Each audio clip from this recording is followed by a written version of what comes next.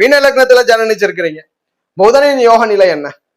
மீனத்தை பொறுத்த வரைக்கும் புதன் மறுபடியும் உபய கேந்திரங்களை பெற்று அவயோகியாக வந்து விடுகிறார். கேந்திராதிபத்திய ஜோதிஷத்திற்கும் 7ஆம் இடத்திலே மாரக பாதகத்தை பெற்று அவயோக கிரகம் என்று புதன் மீனத்திற்கு வரையறுக்கப்படுகிறார். ஆனா எல்லா மீன லக்னத்துக்கும் அவயோகம் பண்ணுவாருன்னா, மீன லக்னக்காரன் நல்ல வீடு மனையோட சொத்து சுகத்தோட இருக்குன்னா காரணம் புதன்.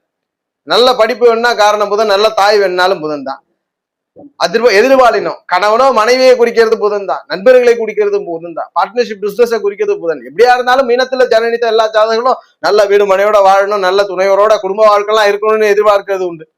அப்ப அந்த எதிர்பார்ப்பு எப்ப பூர்த்தி அடையும்? புதன் எப்பொழுது இந்த ஆதிபத்தியங்களை நன்மை செய்கிறார்? கேந்திராதிபத்திய மாரக பாதகத்தை பெற்றாலும் நன்மை செய்யக்கூடிய புதன் எப்படி இருக்கணும்?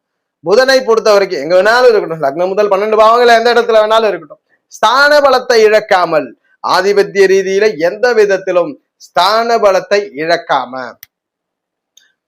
சந்திரனுடைய தொடர்பு செவ்வாயினுடைய தொடர்பில் இருக்கும். சந்திர செவ்வாய் தொடர்பிலே இருக்கும் பொழுது நன்மைகளை செய்கிறார், யோகத்தை செய்கிறார். இதுல ஒரு விஷயம், புதனை விட சந்திரனும் செவ்வாயும் தான் ஸ்தான பலத்தோட இருக்கணும். அந்த இடத்துல புதன் வலு குறைவா இருக்கணும். ஏதேனும் ஒரு வகையில பரிவர்த்தனை பெற்றாவது வலு குறைவா இருக்கும் பொழுது மீனத்திற்கு புதன் யோகத்தை செய்கிறார். அவயோக கிரகமான புதன் நன்மை பலனை கொடுக்கிறார் என்றதை உறுதிப்படுத்தும்.